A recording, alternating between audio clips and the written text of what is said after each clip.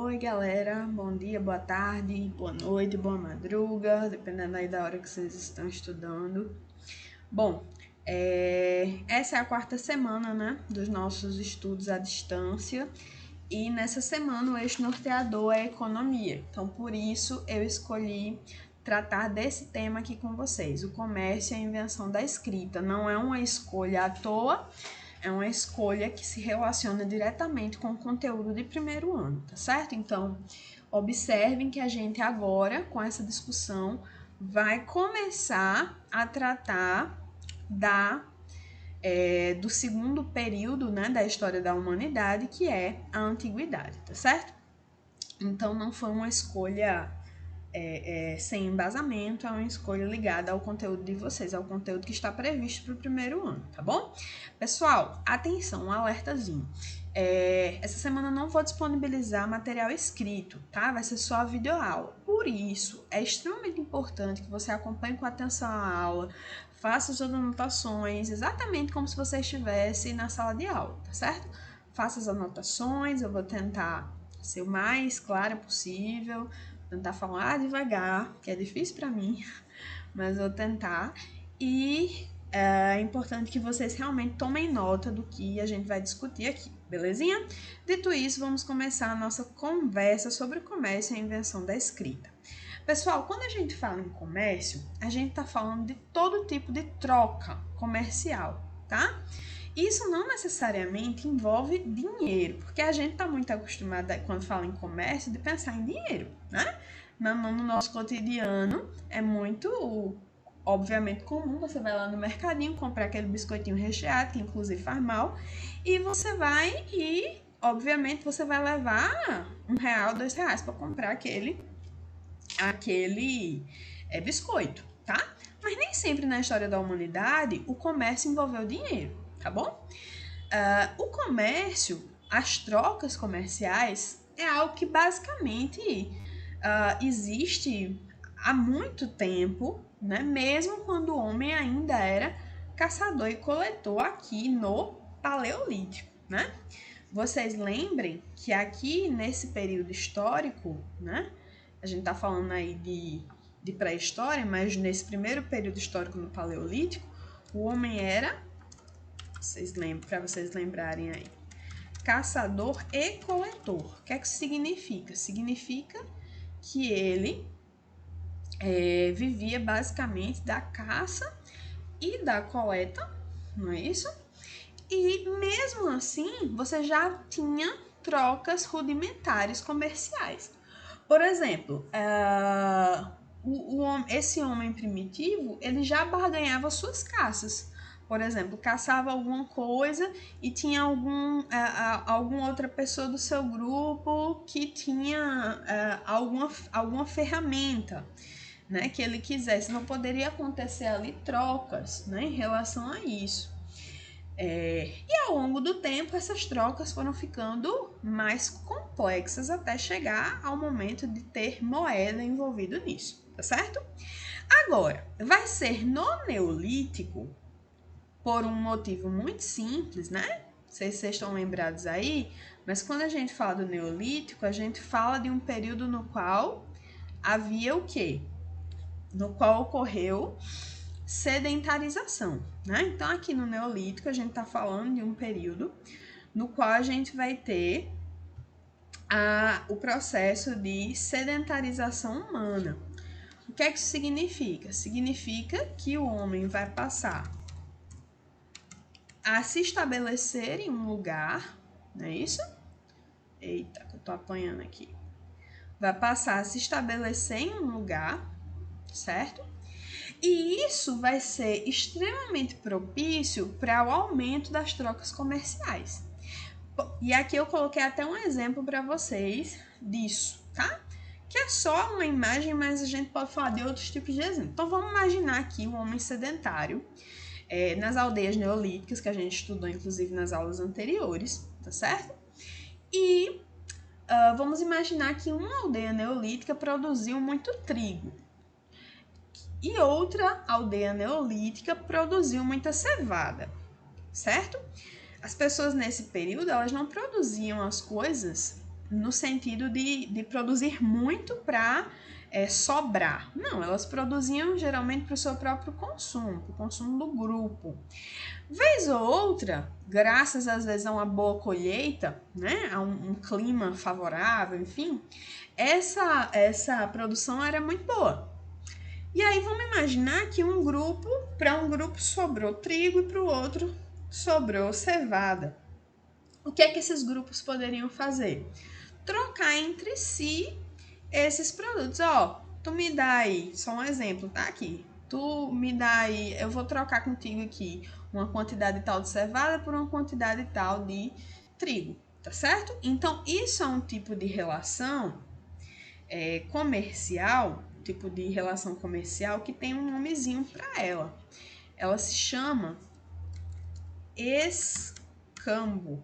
É um tipo de troca comercial que acontece quando você não tem um envolvimento de dinheiro, de moeda. Você simplesmente troca mercadorias, né? Troca produtos, troca alimentos, enfim, tá certo? Então, no Neolítico, graças à agricultura, você vai ter aí o aumento, né, de produção, o possível excedente e a possível frequente troca comercial denominada escambo, tá certo?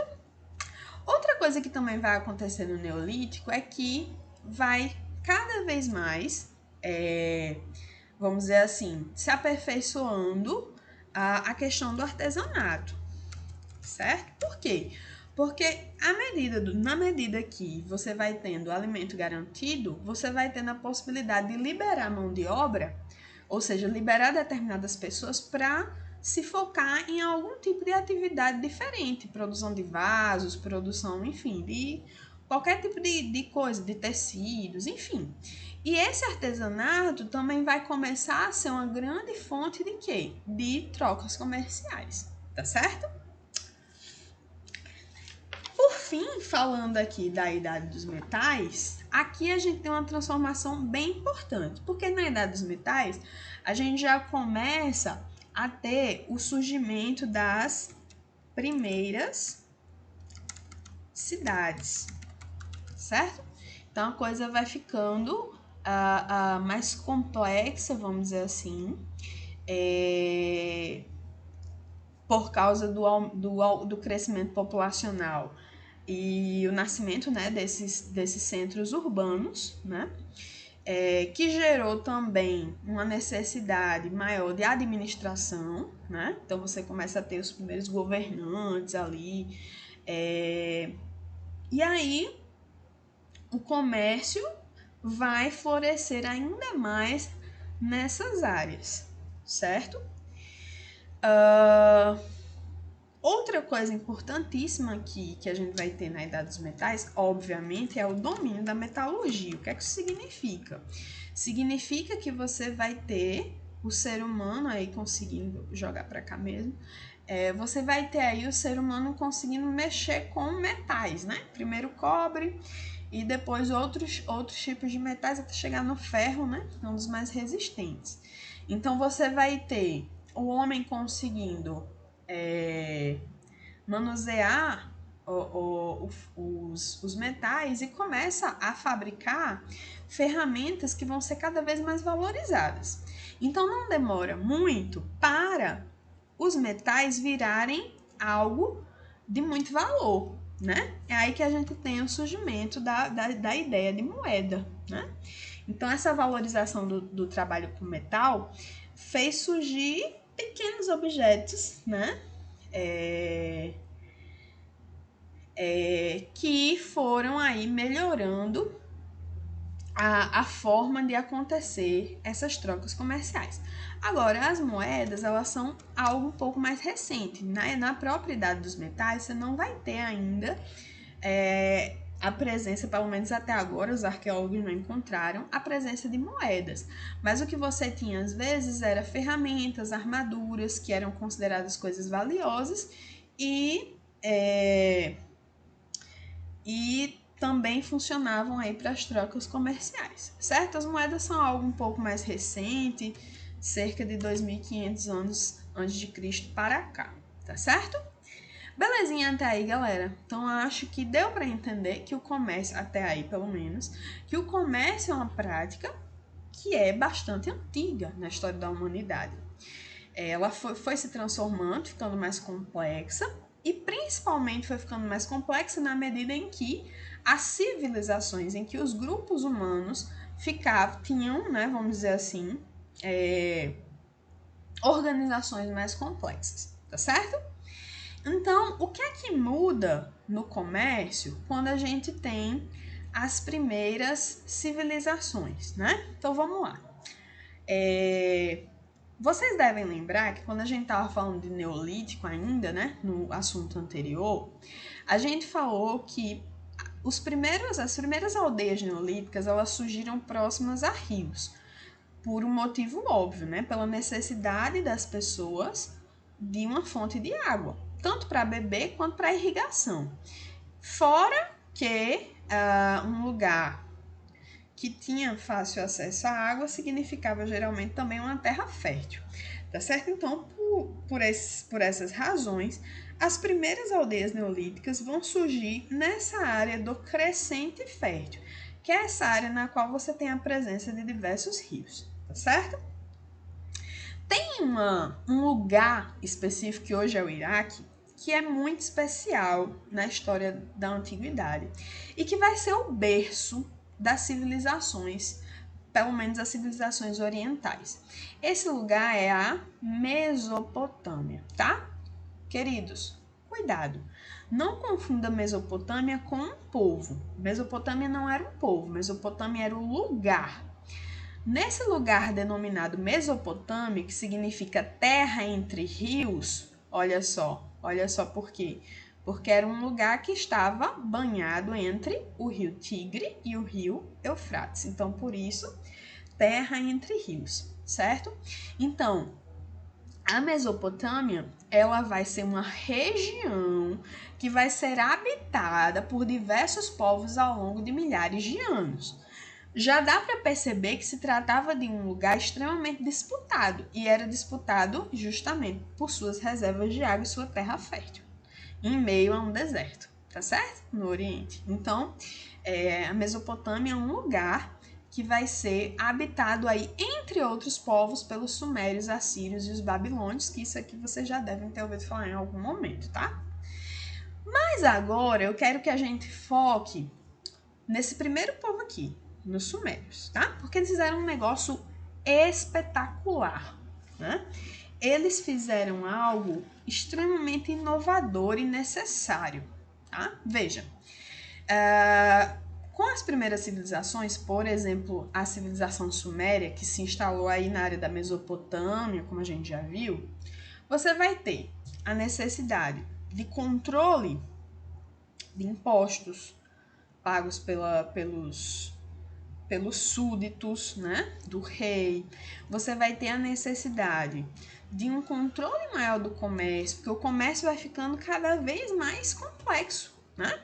Você imagina, olha só, que quando você estava falando de pequenos grupos ou de aldeias, né, ou de pequenas cidades, você estava falando, você imagina que você era comerciante, você vendia algum artesanato seu e, sei lá, você vendia a 10 pessoas e aí você conseguia, de alguma maneira, lembrar, né? Quem estava te devendo, né? Quem era o caloteiro e tal. Mas imagine que isso vai crescendo, né? As civilizações vão ficando maiores e mais complexas. Vai chegar um momento que vai ser impossível você contar só com a sua cachola, né? Com a sua memória para lembrar quem está te devendo, quem não pagou, quem pagou, enfim. Então, por tudo isso, galera, né? Por essa complexificação do comércio, por essa complexificação das primeiras civilizações, você vai ter a criação pelos sumérios de algo extremamente inovador, que é a escrita cuneiforme, tá? Os sumérios, ao que se sabe, né? Eles foram um dos primeiros povos a inventar uma forma de escrita. Preste bem atenção aqui. Tem historiadores que falam o seguinte: Lá na pré-história já existia uma coisa chamada pintura rupestre, tá? E a pintura rupestre, ela de certa maneira já é uma forma do homem se comunicar, né? Porque através daqueles símbolos, o homem se comunicava, representava desejos, representava necessidades, né? Representava uma cena de caça, enfim, certo? Mas não se tratava de um tipo de escrita. Por que não se tratava de um tipo de escrita? Porque não havia uma padronização, não havia uma organização, não havia símbolos que sempre teriam os mesmos significados, né? Mas, de qualquer maneira, a pintura rupestre é importante nesse sentido de ser uma primeira tentativa humana de se comunicar através de algum tipo de simbologia, tá certo? Mas não podemos confundir isso aí ainda com origem da escrita, tá certo? Cuidado com isso, para não se confundir, tá bom? Por que eu tô falando dos sumérios e tô destacando a importância deles?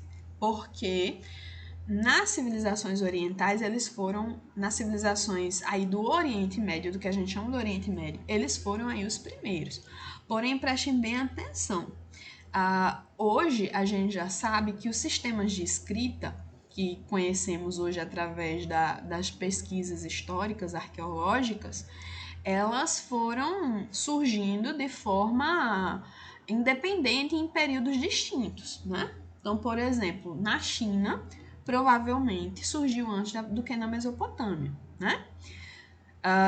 Depois surgiu na Mesopotâmia, depois surgiu no Egito e depois surgiu inclusive na América Central. A gente tem um povo aqui indígena, né, da América Central, do que é a América, considerada a América que foi colonizada pela Espanha, né? Tem civilizações que também desenvolveram uma forma de escrita, tá certo? Então, observe que isso aconteceu em vários lugares, em momentos diferentes. E por que isso aconteceu em vários lugares, em momentos diferentes, uns um pouco antes, uns um pouco depois? Por uma necessidade, galera. Quanto mais complexa a sociedade ficava, mais era necessário você ter alguma forma de registrar as coisas. E eis aí que está a escrita cuneiforme, que é uma criação aí do povo sumério há cerca de 4.000 anos antes de Cristo, certo? Então, os sumérios vão ser aí, pelo menos nas civilizações aí do Oriente Médio, os pioneiros, os primeiros a fazerem, né, a inovarem nesse sentido, né, de fazerem um sistema de escrita, tá bom? Eu coloquei um videozinho aqui para vocês, ó, para vocês entenderem melhor, e aí eu vou falando com vocês aqui enquanto rola o vídeo, sobre a escrita cuneiforme inventada pelos sumérios, certo?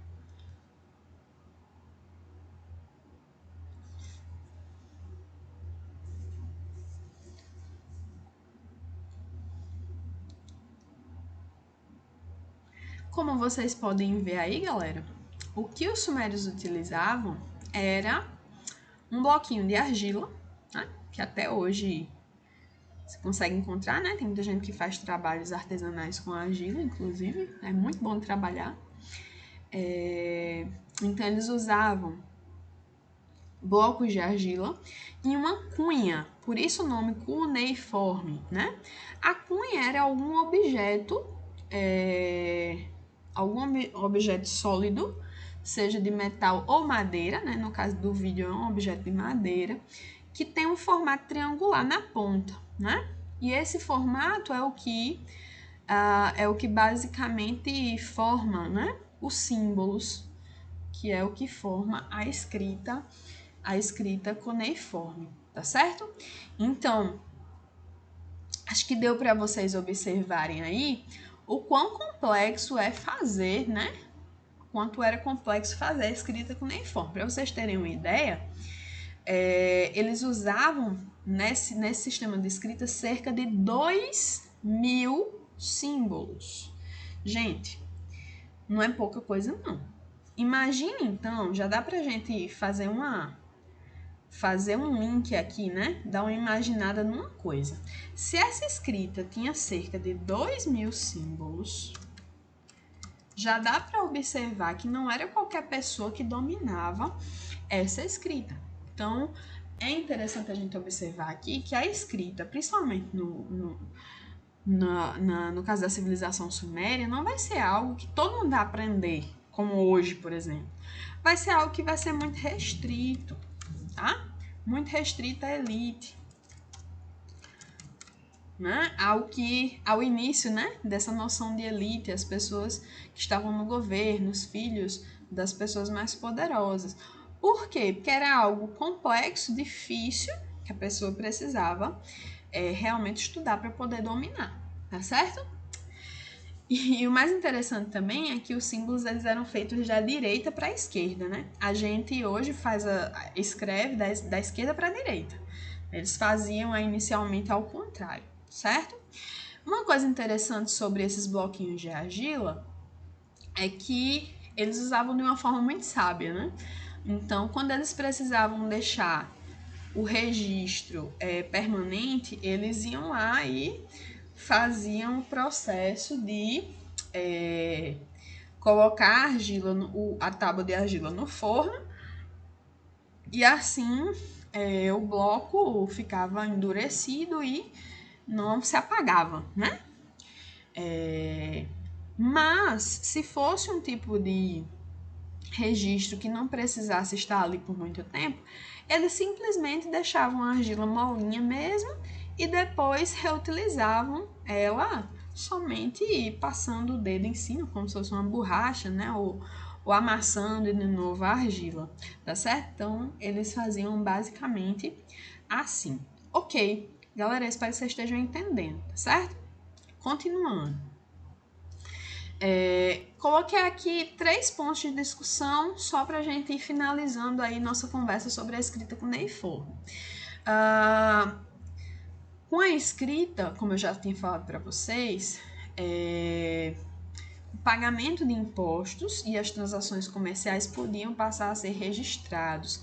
Então, observe que a escrita ela vai ser essencial para que as civilizações possam crescer cada vez mais e se tornarem cada vez mais complexas. Ela também vai ser essencial para o comércio se tornar cada vez mais complexo, porque aí você tinha grandes comerciantes que podiam fazer os seus registros comerciais, suas contas, tá? Então a escrita vai ser essencial para essa complexificação mesmo das civilizações da antiguidade, tá certo? Outro ponto interessante, importante, a questão da escrita, né, das fontes escritas, das fontes materiais escritas para a história. A partir do momento que a gente tem, então, documentos escritos, isso aqui é um exemplo de um papiro, tá? Você vai ter o quê? Você vai ter outras formas aí de fonte histórica, né? Lembra que a gente falou muito de fonte histórica material não escrita, né? Na pré-história. Mas aqui na antiguidade a gente vai ter já acesso a fontes materiais escritas, que de certa maneira às vezes facilitam, né? O acesso à informação, porque tá lá tudo escrito, né? Você não precisa fazer tantos esforços. Embora, obviamente, inicialmente as pessoas, os arqueólogos, né? E historiadores precisaram fazer um esforço gigantesco de tradução, né, dessas línguas, certo? Para a atualidade. Outro ponto que eu gostaria de destacar para vocês, e o último, é a questão da relação entre escrita e conhecimento. Elas já pararam para pensar que sem a escrita, né, sem essa possibilidade de registrar as coisas, a gente não teria o tanto de conhecimento acumulado que a gente tem hoje. Basicamente, graças à escrita, a gente conseguiu acumular o conhecimento da humanidade ao longo do tempo, né? E conseguiu passar isso de geração para geração. Passar isso de forma oral é muito mais complicado, é muito mais difícil, né? Lembra daquela história, quem conta um conto aumenta um ponto, né? Então, assim, não que o registro oral ele não seja confiável, mas você tem um limite, né? Para passar as coisas de forma oral. Então, por isso a escrita é algo que realmente extremamente valoroso nesse quesito do conhecimento. Por tudo isso que a gente falou, eu espero que tenha ficado muito claro como a invenção da escrita foi transformadora para a humanidade. Ela foi transformadora no sentido comercial, ela foi transformadora no sentido de organização das civilizações, ela foi transformadora no sentido da história, no sentido de poder guardar informações sobre os nossos antepassados. Ela é, né, extremamente importante para a gente poder acumular conhecimentos. Então, por tudo isso, galera, não é à toa que o surgimento da escrita ou a invenção da escrita é considerado um marco histórico, tá?